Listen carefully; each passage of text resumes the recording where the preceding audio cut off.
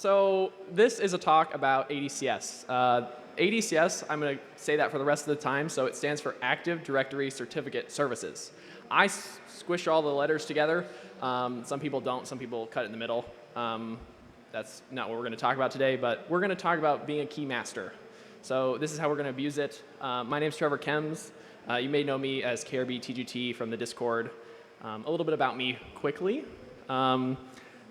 I went to Iowa State and graduated in their new cybersecurity engineering program in 2021. Great program. I highly recommend it for anybody that wants to get into it. I got my OSCP in 2022, and I've done a whole wide range of pen testing from all sorts of stuff, from physical to internal, external, web apps, whatever. I now work at Waterleaf International, doing pen testing essentially, the same thing. There's my links if you want to check it out. You can come ask me after the talk if you want. We can talk more, but those are the two places you can find me. So here's a quick outline of the talk. We're going to talk quickly about the basics of a certificate. I'm not going to talk about math, hopefully, so don't have to worry about that. We are going to get a little bit technical, but it's not anything I don't think anybody can digest. And if you do have questions, I love in my presentations if you raise your hand. So if I'm talking about something you don't understand it, you have a really good question, raise your hand, we'll try to go over it. If it's too technical, maybe we'll save it to the end, but if it's related to what's on screen, have at it. We'll talk about PFX files, the ADCS components a little bit, and then we're going to jump right into how to abuse the templates and misconfigurations that go along with them. Everybody's favorite relaying of ADCS credentials and coercion of authentication. And then as a pen tester, I don't like talking about defenses, but we're going to talk about defenses and what you can do to detect me when I'm in your environment. But yeah, just to kind of start off this talk, I did not find all these vulnerabilities. This is not me coming and being like, I found this new thing. A lot of this work was done by some people over at SpectreOps, Will and Lee. Their certified pre-owned PDF is amazing. If you haven't read it and you're in like a red team or a security role, I highly recommend you read the entire thing. It's long, it's complicated, it's technical, but it's awesome. And it goes through all the different attacks that you need to know about. These slides will also be shared on GitHub at the end of the presentation. So all these links you can go to at the end. Also, on top of that, what I've kind of added to this is I built a script for the Iowa State CDCs, or cyber defense competitions. And I've adapted it a little bit and changed it and uploaded it to GitHub. And I'm starting a project called Damn Vulnerable ADCS. So we're going to try to build a script that you can just run on a Windows server, turn it into a CA that you can test against, which I think would be a really cool way to kind of prove some of these vulnerabilities in the real world safely, like Damn Vulnerable Web App, for example. The only requirements for this is you have a domain controller and a Windows server that's domain joined, so it's pretty easy to get started. And it's not complete. I'm missing some of the templates because it's really complicated to try to automate template creation in PowerShell. It's tough, but once that's done, that would be the end goal. As a reminder, I'm going to tell everybody this right now, don't test systems you don't have permission to. If you're a low-level SOC analyst at a company and you say, I'm going to try what Trevor talked about at my work, don't. You will probably go to jail. At least just ask first. I'm sure if you asked your IT department, I had this idea, I heard about this weird thing. Are we doing it? Well, I don't know. Are you interested in helping us test it? Most people will say yes to help you. That's how security research starts. But just ask first. Get permission. And then also some of these tools can be used for purple teaming, so not everything's here red teaming. So just keep that in mind. We're not going to go down the rabbit hole and be like, this is all evil tools, they should be banned. Nope, a lot of these have good purple teaming uses also. So some people maybe don't know what certificates are. They only say, oh, I only know certificates for TLS or SSL reasons. Certificates are something that contain the public key information and connection material for a connection, and essentially based on trust. Most are signed by the individual that creates them using their private key, and then they're also signed by another third party. Sometimes they're signed multiple times when you go down the chain. That's what we call it, certificate chains. For example, Let's Encrypt has a certificate chain of, I think, 3 now. Maybe they got rid of it. 2 or 3 different people have signed it in the middle. Most of the time, the root certificates, if you just look at them, they're just self-signed. So as I said before, you can self-sign a certificate saying, hey, I trust this. This is legit. And most of those are trusted, quote unquote, I put in quotes, by default. because if you look in a lot of the browsers, like Firefox has its own, Windows has its own certificate stores where they store these root certificates by default, and they're self-signed. So long story short, certificates are the public key information, but you still need the private keys. They have a special format, X509. We're not going to go into that too in depth, but if you want to, that's where to start looking. But in general, they don't contain the private key material. If you find something that's called a certificate, it doesn't have the private key material with it. So, don't think, oh, I found a certificate, I can hack this. Nope, it's probably just the certificate, not the private key. So public versus private. That's all the math I'm going to go into tonight. What's really, really cool, though, is Windows has this custom format called PFX files. And it's a file format that contains both the certificate and the private key. So they don't have to contain the private key, but a lot of times they do. They have a special format that's binary. It's essentially a zip archive of the data. And they contain the X509 certificate file along with an encoded private key. The private key is what we're really interested in. It's usually encrypted, though. Windows doesn't like it when you have private key material just sitting unencrypted on your desktop, which is a smart thing, right? It should be the default to encrypt. However, by default, it's triple DES, not AES. And I think they just recently switched to AES. So not that it matters. We'll talk about that in a second. But at least it's encrypted and usually just requires a password. The problem with that password, as I just mentioned, and with triple DES, is they just give you the hash, essentially, and you can brute force it offline if you have the file. And I will tell you, the amount of times the password is just password is bad. There's no password limits. There's no requirements on length. It can be 1, 2, 3, and that's pretty much it. Actually, it might be like 3 characters is the minimum, but it's some, it can be anything essentially. Hashcat, unfortunately, doesn't have a PFX, like native PFX cracker, so you have to use John the Ripper, which it's fine. I'm just a Hashcat person myself.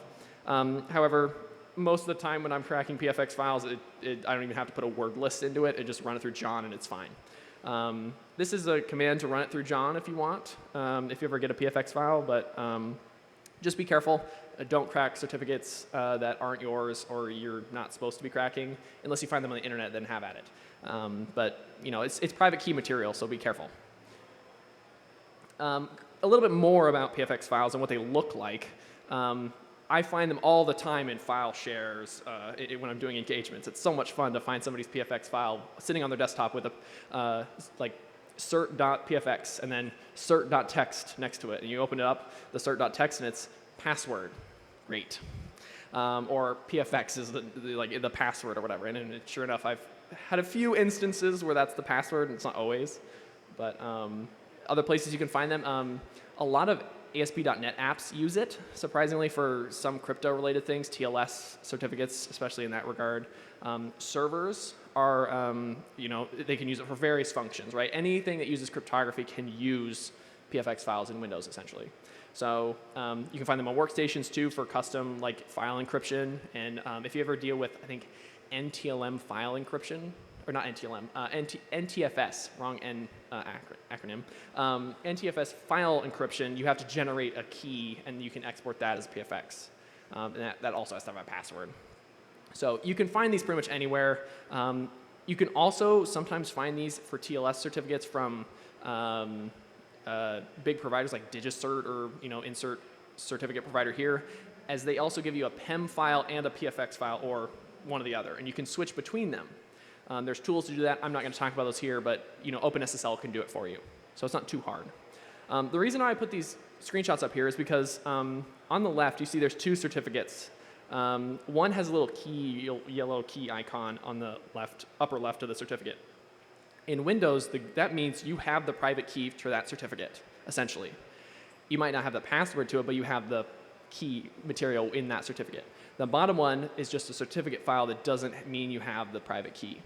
Very important when looking at this because you can easily tell if you're going to a file share, oh, I have the private key. That's interesting. I'm going to get that first. It also tells you in the bottom right, when it's kind of small at the very bottom, it says you have the private key corresponding to this certificate. So it'll tell you in the GUI. You don't have to do anything special. which is nice. This is in the certificate MMC window that you can just browse to normally without too much permissions, because every user, even low-level users, can have certificates. So going into the ADCS components, we're going to talk a little bit about kind of what's important. So there's three main components, and I'm not going to talk about RPC too much, but the certificate authority itself is, think of it as, that's the CA, that's what CA stands for. This is the service and essentially group of services that run on a Windows server that handle certification, authority, duties, and other maintenance items. Certificates are stored in the private keys, and their corresponding information is stored in like a database format. I'm not sure what format that is exactly, but it's special to Windows, and it's kind of, Microsoft kind of holds it close to the chest. They don't tell, they don't let anybody kind of just reach in and mess with it. Sometimes for good reasons, but for security reasons, no. But a lot of the services on the certificate authority machine itself handle just issuing and keeping track of certificates. They don't usually deal with authentication other than, are you who you say you are? Moving on to the web portal, and that's what this screenshot is. A lot of people don't realize that when you spin up an ADCS server, you have a web portal that you can enable for users. And this is where the big vulnerabilities come into, we'll talk about in a minute, with relaying, is because this web portal lets you issue or request certificates and issue them. And usually this is useful for people who have smart cards. If you ever have seen an organization, the government, I think, uses smart cards with Windows-based. And essentially, you can let users say, hey, go here. Like imagine you have a documentation page that says, hey, go here and request a new certificate, right? And when they start on their first week on the job, they can go and request a certificate with their password, and they have a smart card. Then you don't have to talk with IT. You don't have to go to their office. There's some other things you can add, kind of speed bumps to that process. We're saying, hey, we need to sign this with another person. But all in all, this is mainly used for TLS certificates, from my experience. You'll enable the web server certificate, and IT administrators can just say, hey, Dev1, you can go grab a TLS certificate and request it in the web portal. Makes their lives a lot easier.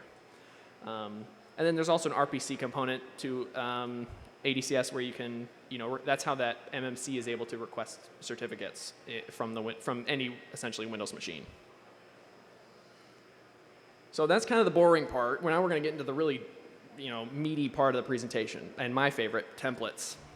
So Windows decided that it would be a great idea, and to be fair, it is a good idea, to make something called a certificate template. This means that you want essentially certificates to follow roughly the same format, version to version. So imagine you have 500 different web servers that need TLS certificates. That's a big ask to run OpenSSL every single time and put the information in. Well, let's say 90% of that information needs to be the same. Well, you can kind of automate that with a template. It's not exactly like OpenSSL, but it's close. You have the same key usages, you have the same options for your individual environment, and the CA can control that more than an existing, just run up an OpenSSL and hope and pray that they give you the right thing. And this really makes it easy to do those self-service web portal kind of applications. You can say, we want you to only give us this information and we'll fill it in for you. So that's where templates can be really good, but templates can also be really bad. I know this is kind of small, but these are the three main kind of portions of them, and I'll try to describe them in some detail. Remember, these slides will be online afterwards if you want to zoom in. The first one on the left is how the subject of the certificate is created.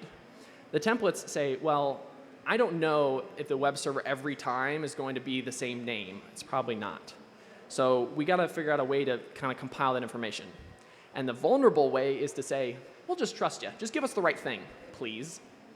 And if you know anything about Windows, Windows has some interesting naming structures where you can just say, well, I'm this person, and it'll resolve it for you. And we'll talk about it in a minute. But that's one instance where it can be bad. The middle option is the certificate template security options. And this lets you, write this certificate, just read the certificate information or template information, enroll in the certificate, or just view it. There's some options down there, and you can do it some more advanced options too. But most of the time when you're doing like a BYOD, bring your own device policy, you want anybody to enroll. So you would go and change that, right, to anybody can enroll. So any authenticated user can enroll. And that's where some vulnerabilities we'll talk about later can come into also. And then the third one on the right, that's where there is some security. I'm not talking about this as this is a gaping hole in Windows, the certificate authority problem. This is the right one says, okay, well, if I issue a certificate, there's a checkbox that says at the top that says CA certificates manager approval. They require manager approval. So you could say, well, if you have a manager for the DevOps team, and they have TLS certificates, you can say, well, if Dev 1 says they want a new web server, I need this to be assigned by a manager before it goes through. So there is some level of management, which is nice, but it adds another level of complexity. And most of the time, I've never seen this used, by the way. And this is also handy for smart cards, but that's going down the rabbit hole. Barely anybody uses smart cards, by the way. And then the last option for templates, I couldn't fit this on the last slide because it'd be too small, but there's also an option for what do you want to use a certificate for? Server authentication is the most common. That's essentially the same as essentially TLS certificate. You want to trust the server you're talking to. The other ones are that are most common are client authentication. So this would be I want to authenticate to you, proving I am who I say I am. There's also things like encryption and a bunch of other ones, signing, just digital signing. There's also a bunch of Windows-specific ones as well.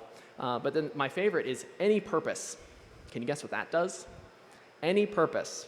I trust that you'll use this for anything you want to use it for, which is nice. But in the end, every certificate's different.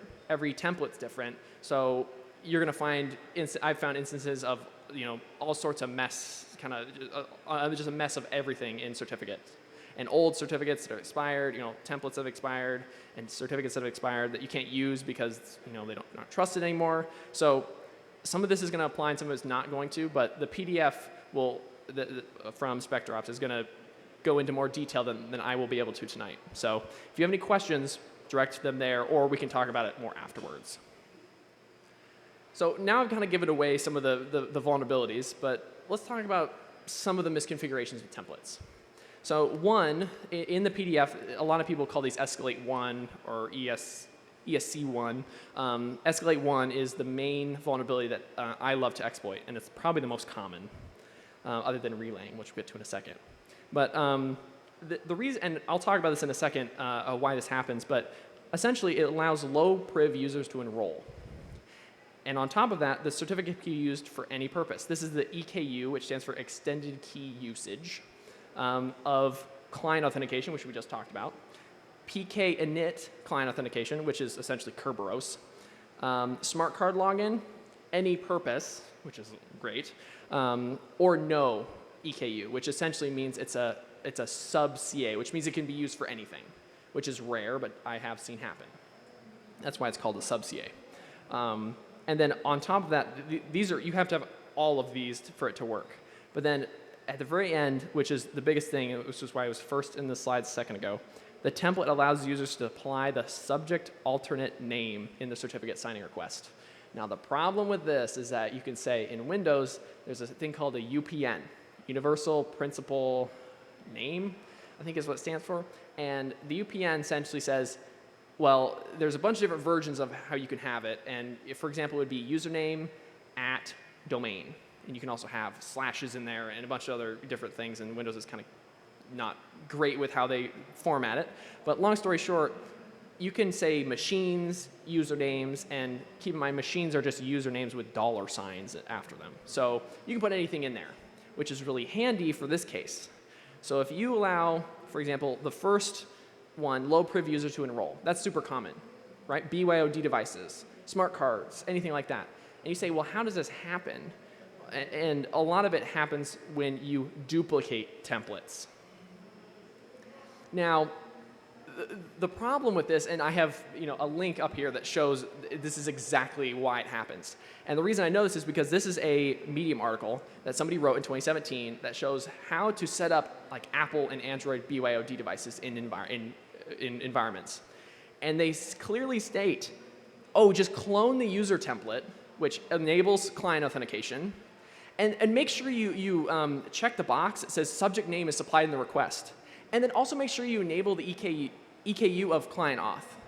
Well, there's it right there. You are now vulnerable. And this is, I just Googled like set up BYOD devices in certificates, and this is like the 5th article on the page. I can only imagine how many administrators have followed this blindly thinking, oh, I don't know cryptography that well. I'll just follow this article online, somebody knows it better than I do, and then you have an issue. And because this is something that doesn't change very often, this isn't like 2017 is out of the realm of possibility. So, you know, it's all the options are still there. There's only one warning, and it's not even a red warning. It's literally just a little yellow triangle that pops up that says, you're about to change this. And it's like a paragraph you have to read. And it's just, okay, and you're done. You're vulnerable. However, the problem with this is that if you duplicate a template, so if you use a user template, you have to go change the subject, supply subject option, and it'll warn you. If you duplicate the web server template, it doesn't warn you because the web server by default allows for the subject name to be supplied in the request because that's why TLS certificates work that way. TLS certificate requests work that way.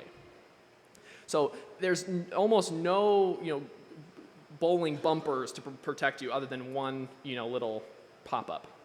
Now, I will say Microsoft's probably going to get better at this over time, and there's tools now that you can detect them, but, environments are probably out there, pretty much guaranteed out there right now that are vulnerable to this because there's only, a slight warning to do this.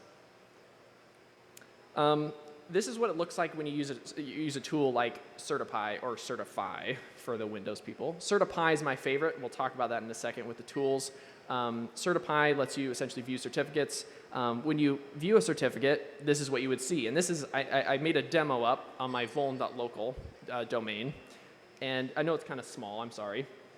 But at the bottom, you can see it says, there's vulnerabilities. It detects the vulnerabilities for you. So at the bottom, you can see it says, I cut it off because the screenshot was too small. But long story short, if you look down this list, it'll tell you like what name is it, what certificate authorities does it use, is it enabled? It says, is it any purpose? No. But the enrollee supply subject. Okay, that's good. That's one of our things off. And then if you go down a little bit, extended key usage, EKU, client authentication. Okay, that's 2. And you go down even farther, you say enrollment rights, authenticated users. In Windows, in Microsoft environments, authenticated users are, if you have credentials, you're authenticated users. It could be a guest account, it could be the printer for all it cares. And I've used printer accounts before to do stuff like this. But long story short, you have those 3, you're golden, you can request it. Now, what does it look like? So if we go to the next slide, you can see, this is kind of a long request. Unfortunately, I had, big monitors at home, so it kind of goes across the screen. But long story short, all you need is a low-priv account. In this case, it's Alice. And I have my account, Kems. I can't use KRB-TGT. I'll talk about that later. But, Alice is also a low-priv user. She doesn't have any rights. I just went in and created a user. By default, she's only in the domain users, let's say. And then I have a basic password for her. It can be anything. I specify what CA it is, which you can get with any user. And then your target, which is a CA, is essentially IP address. Uh-oh. Did it go out a second? OK, we're good. Then you specify what template. So we dumped it on the last slide, and now we're going to view it. And then on top of that, we give it a UPN, what I just said a second ago. And in this case, it's administrator, because we can give it anything we want. And so we're going to do administrator.vuln.local. And then we're going to specify the domain controller IP address to make sure that we can communicate the domain controller. And then we can also specify a DNS entry, which essentially says, well, you can also use the UPN, but I want essentially another alternate name in here, and I can also be that user or machine. In this case, I said, we'll just leave it as domain controller, because I want to be, I want to also potentially impersonate the domain controller. And you run this, and you see, I know it's kind of small, it says, OK, cert's been issued. What this does is essentially generates a private key, creates everything on the client, signs a request called the CSR, certificate signing request, sends it to the CA, and the CA says, this matches everything in the template. I'll issue you a certificate. Signs the CSR and gives you the certificate back. The private key never leaves your machine. There's no way for the CA to, have any of your private key material, usually. And then, you have your, essentially, certificate for you that has all these options that you gave it. Now, this isn't everything. You haven't exploited the domain controller yet. Not yet. But it's super easy. Certify will do it for you. Or, in this case, pass the cert. You can also do Certify if there's Kerberos stuff. But I know this is kind of small, too. But we're going to talk about some of the breakdown. So one, we have a certificate file that we've got from the PFX file back from Certify. And we're going to separate the key and the certificate out. Remember, we talked about certificate and keys a second ago. Certificate is something that doesn't have private keys, and we're just going to use that to authenticate. We also need the key because we need to prove that we can control it. And then we're going to say, well, in this case, we can't authenticate directly because of how the setup is. So we're just going to say, I want Alice. Her account is low priv. Well, I'm just going to elevate her because I don't want to be DA, right? And what you do is instead of DA, you say, I'm going to give you DC sync rights, which essentially means you can impersonate a domain controller and say, give me all the creds, please. I do that on the same domain I did before, and it says, granted user Alice DC sync rights. And then I use mpacket down here at the bottom and just ran it against one of the domain controller, and boom, I have all the creds of the domain. I have been in environments with great EDRs that don't catch me when I do this because it looks fine. It doesn't always happen, but good EDRs sometimes won't catch this. I'll dump domain controllers full creds and they'll be like, we didn't see anything. Because maybe your logging's not turned up high enough, or maybe it's, maybe you have a lot of DC traffic. You have 3 DCs that talk to each other a lot, and you come in and you say again, it maybe won't catch it.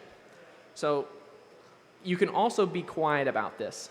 Now, when I mean quiet, I mean you can only dump you can dump one user if you want. And there's one user, can you guess which username it is, that I love to dump specifically?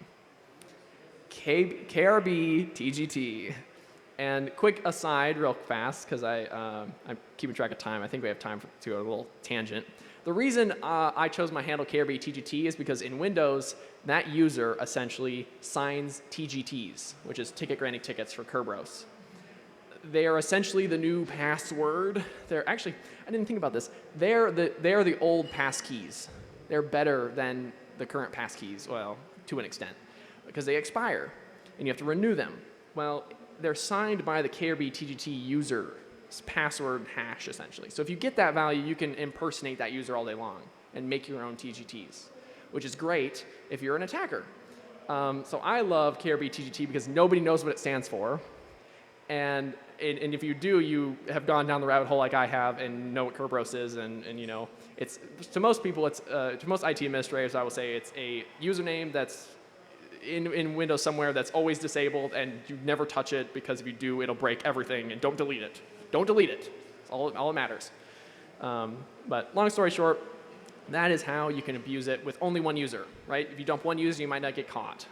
So if you're really trying to be stealthy, you can do that. Now, I usually dump the whole domain because it doesn't matter. In this case, this just gives us the NTLM hashes. I have been on several engagements, real-world engagements, where the domain controller has reversible encryption enabled. A lot of people don't know what that means. That means that essentially you're storing passwords in the clear, encrypted with DPAPI, if you know what that is. Essentially, on the domain controller, if you have administrator access, you can just have everybody's password in clear. So it doesn't even matter if you have a 40 long character password. I'll just get it for you, as long as it's not truncated. But I've seen that in several engagements where you run secrets dump and plain text passwords start coming out, and you're like, what? Oh yeah, you just had reversible encryption enabled. That's what that option does. Don't ever enable it unless you absolutely need it for a service or something. And still, why would you need to use it for that in the first place? Go get rid of that service or vendor if they're requiring you to enable that. Seriously, look into it. But going into the template, back into the templates a second. Template misconfigurations can also happen in other places. And this is only ESC1, and I think there's like 10 different escalation tactics in there. The PDF is insane how detailed it is. Permissions are another one, and I'll talk about this a second, and before we go on to something else. But essentially, misconfigurations can happen when you have access to write templates, right? So you can change the templates before you issue them again. As I said before, clone templates don't give you warnings. So if you have an issue with one template, it might spread in your environment, right? Imagine a IT admin from 6 years ago, got fired 5 years ago, made a bunch of mistakes. It could propagate down your environment without you even knowing. So this is why it's important to use some tools I'll talk about in a second to audit your stuff regularly. And then here are the tools. Now, I talked about certify and certify a second ago. These are what you use to check, but they're not perfect. They have their quirks and they have their issues, but I like certify myself because I like running Python stuff because it's just, I don't know. I like Windows, but Windows can be rough on your brain sometimes with how stuff works. So I just rather do it in Kali, rather do it in Python. It's easier. This can be easy to detect in EDR if you have logging enabled, and we'll talk about logging at the end. But most of the time it's not even enabled and nobody's looking, so have at it. And then there is a way, I think, to do this in the Windows GUI, essentially in that MMC. It's kind of hard to do, so I don't recommend doing it. But it's an option, right? You have RPC, essentially everything's there, so you can abuse it sometimes with that. So it's something to think about when you're looking into fixing some of this. Does Alice in accounting need access to the MMC for this? Probably not. See if there's a way to disable it. So there's a whole think about everything outside the box. Does somebody need access to it? Should be your #1 question most of the time. And here's the fun one that everybody loves to do because it's point, click, shoot. Escalate 8 is the best. This is what I like to call relaying. People back in the day used to do man-in-the-middle attacks against Wi-Fi to steal cookies. This is the new version of that for Windows. Essentially, nowadays, you sometimes don't need even low-level creds to do this attack. And I've done it with guest accounts before, but it's usually, as long as you have a low-level account, you're done. Essentially what this does is you have two machines. Usually the domain controller is separate from the CA, the certificate authority. And most of the time they're spread out enough that they're not in the same machine, but they may be on the same network, but it doesn't always matter. But that CA is also running the web portal, as we said a second ago, because you want access to it. Well, the problem with this is coercion vulnerabilities. Well, there's a bunch of these out there now. Petit Potom was the famous one. I like DFS Coerce myself because it's never patched, or at least it wasn't patched like last year when I was really digging into it. But somebody built a cool little script called Coercer that just does all of them for you and just then goes through the UIDs on Windows and just checks all of them. Super nice. But essentially what you're doing is you're making sure that the ADCS web portal is open and accessible and has NTLM auth. I don't think I've ever run into an environment that doesn't have NTLM auth and requires Kerberos, but that's the fix for this. You essentially pipe it to this special web portal, as I said before, and a finish URL. I'll talk about it in a second. It's just essentially certfinish.asp. And essentially, you just poke the domain controller, is how I like to think about it, and you say, hey, connect to me, please. I have something that you need to connect to me for. And the DC says, okay, I'll connect to you. Or the DC connects to you, and you say, thanks. And you turn around and you throw it at ADCS, and you say, hello, I am the domain controller. Please give me a certificate. And the ADCS says, you look like you're the domain controller. I'll give you a certificate. And you know how easy it is? This easy. You run one command. Essentially, you say, I want this template. I want the default domain controller template, which is always there. And here's the, we know the URL that we can point it to. We know it uses SMBv2 because nobody uses anything older than that.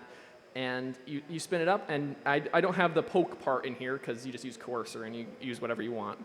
But you just essentially say, log in, poke the DC, throw it there, and there's your certificate in base 64, just right there. And it's really nice because in the end, you just now have a domain controller template certificate. And you are the domain controller. Literally, you are the domain controller now. It doesn't matter what everybody else thinks. You have the private key to a certificate that says you are the domain controller. And what do you do, obviously, is you DC sync like a domain controller would, right? Your domain controller is going to ask for credentials and dump all the hashes. Now, I talked about the loud versus quiet example a second ago, but my favorite way to do it is KRBTGT, but same way as before. You're exploiting this as the domain controller instead of maybe a user that has this permission. You can also do this with administrator or any other permissions in between. So it doesn't have to be all all the way to DC sync. It can be, I'm going to be an enterprise admin today, or I'm going to be a manager, or someone else. Escalate. Maybe they won't get caught that way. Who knows?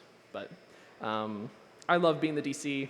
I've told people in the past, I exploit something. I'm like, I'm the domain controller because I am the domain controller now. I can do whatever I want.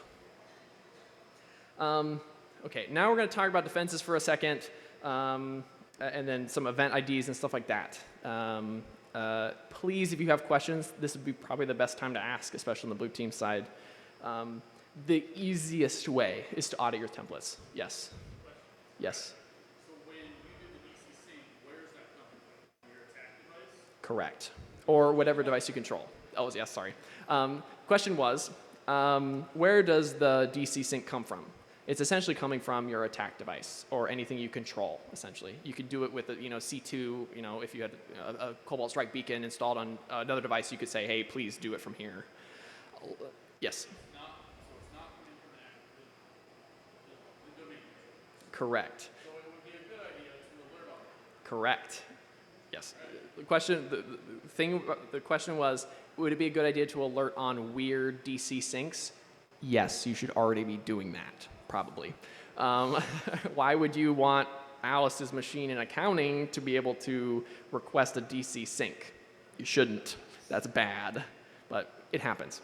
But good question. So back to defenses real fast. That is one defense you can do.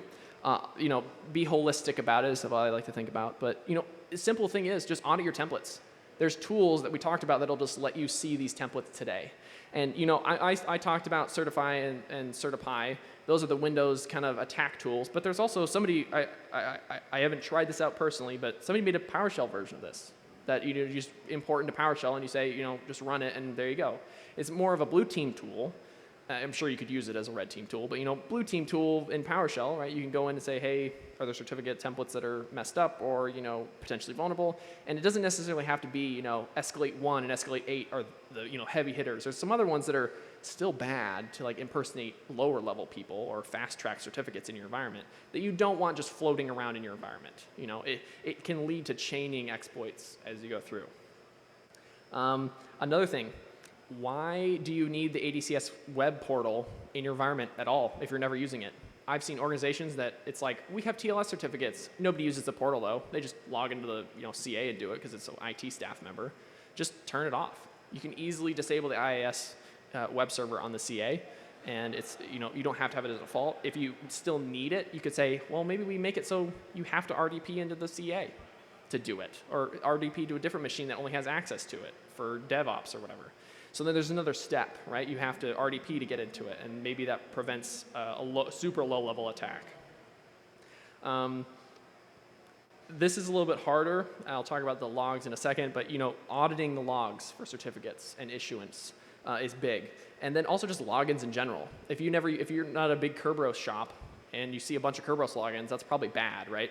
Or other way around. You use Kerberos and you try to see a bunch of NTLM hashes come through. You're probably, this is just basic Windows security at this point, right? We're talking, look at those weird authentications and see if there's a way to detect this kind of thing. There's some event IDs I'll talk about in a second, but there's ways to detect, hey, this Alice is trying to authenticate with an administrator account. That's weird, or a certificate.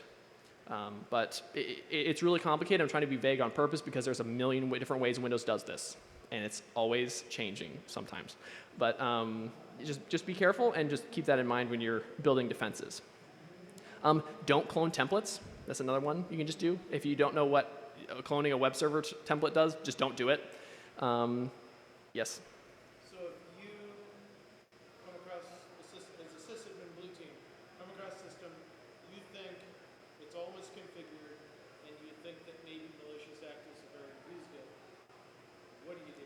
Like, is deleting the templates enough? Do you need revocation? Okay, that's a good question. I did not talk about that, but I'll repeat the question. So the question was, what happens if your CA gets compromised, essentially? or a machine that has a lot of these things compromised. I didn't put this in the slides. I probably should have, but long story short, if your CA is compromised, you have to start over, essentially. And most of the time, it's not just your CA's gone, your AD's gone as well. Because the AD and the CA work so close together and they're so intertwined that it's really hard to revoke the CA out of it. You can, it's a lot of work. Most of the time, if you're a small org, for example, you're just going to start over, right? That's a good point, and I've seen that for DFIR before where you're like, you have to start over. You have to revoke all of these certificates, and just deleting the templates isn't enough. Deleting your certificates probably isn't enough because if they got the private key for the CA, which you can export, by the way, from the server, anything down the line can come through, and maybe your AD still trusts that for some reason, and you can authenticate or whatnot. So just be careful when you're doing some of this stuff. If you think you're compromised, there's documentation to do this online. If you lose your private keys, it's game over, essentially. And that's why a lot of times when Windows says to do this, use an HSM. Use a YubiKey to store your main CA. Keep your main CA key offline. Keep it in a YubiKey offline in a safe deposit box if you have to, and then use a sub-CA that's only valid for 6 months. So you have to get that out every 6 months and do some ceremony or whatever to issue a new thing. That's actually what they're called, is ceremonies, by the way. It's actually a ceremony to reissue that. And if you really get paranoid, the HSMs that they use in AWS and Azure and all the other cloud providers that are out there, they have rooms that are locked away, that have keyboards that are special, that have 8 different people, maybe up to 8. I don't know, 3 people is usually common. But imagine you have a bunch of people around. They have a keyboard that's in a bag, in an evidence bag that's sealed, and it's a whole big ordeal. So it's a ceremony. But in the end, private key material is so important that if something like that were to happen, game over. But long story short, these are just some of the defenses. I'll talk about more in a second. And then also, ask yourself this, why do users have to request certificates on their own? Is it to save you 2 minutes a month? Probably not worth it, right? Just deal with it every month. And now, if it gets to the point where it's taking a lot of your time, make sure you learn and do it correctly. Audit it also, and that'll protect you. Microsoft has a page about this on their website, on their documentation page, about preventing some of these relaying attacks, and there's actually good information. The only bad information about this is Microsoft's fix for the web portal is enable extended protection and don't use NTLM. I will tell you right now, most people out there, most organizations, if you say don't use NTLM, they're going to ignore you and still use NTLM because NTLM is so ingrained. Nobody wants to get rid of it for Kerberos. They use both because it's great, and I've heard rumors that Microsoft is going to sunset NTLM soonish, but you know how Microsoft works with that. They'll just extend it till 2030 and never do it. But in the end, 2030 is not that far off, right? And also Windows 10 is coming up, next year, end of life. So, they will kill stuff. But in the end, this isn't practical, as I've said. But check out this link. I'll share the slides afterwards. This is something where, if you're doing this and you have a web portal, go check. Tomorrow, check. So keep that in mind. And if you have any questions, you can come talk to me afterwards. I'll give you my business card. We can talk more. On top of that, the blue team has some other logs that you can do, and you can kind of get into on the CA itself. I'm gonna kind of speed through this real fast, but there's things you can look for in the logs. The main event IDs, I'm gonna skip this slide for a second, is 4887 and 4886. Those two are the big ones, and these ones you can check, and there's some information in there that you can kind of get from the request more related to the subject name of the request. So if, for example, if Alice is requesting a subject name of administrator, that's bad. Or let's just say, extend it a little bit. Not just administrator or the domain controller, any high-priv user group or any group. If it's not Alice, don't grant the certificate or create a, alert somehow, or just, shut down the CA if you ever see this happen. That's not perfect, but, it'll fix your problem real fast. Your certificate might still be issued, though, because this is more of a reactive thing. But at the same time, it's another tool in your tool belt to protect yourself. Splunk has a good link on this too, and not to spoil it, but there may be a talk at SplunkCon 2024 about this, but that hasn't happened yet. But just if you're going to SplunkCon, there may be a talk about this coming soon. But going back to the previous slide, there's a couple other things you can do. Kerberos logs is another one. Just look at Kerberos logs. If there's a bunch of increase in traffic in general for administrator using Kerberos, that might set off some red flags for you. Make an alert for it. You can also just require manager approval on everything and just say, hey, we want to make sure everything's okay before we do it, and that'll stop like 90% of the attacks. It's not perfect, but a good PKI solution, public key infrastructure solution, would require somebody else involved in the process. Smart cards I've heard people do this where if you have a smart card, you say, I'm starting a new employee, I have to create my own smart card, create the CSR, and physically go walk to IT. And essentially use my smart card again, and IT says, yep, you're who you say you are, and we'll issue you your smart card. That's perfect, right? There's no issue with randomly issuing certificates then. So that's nice. But with that, any questions? I'll be around afterwards for a decent while if you want to talk ADCS, but my voice may not like me in the morning talking about ADCS, but yeah. Yes? That's a good question. I don't think so, now that I think about it. I don't think I've ever been caught. My favorite story, quick story time. Let me repeat the question, I keep forgetting. Have I ever been caught doing this?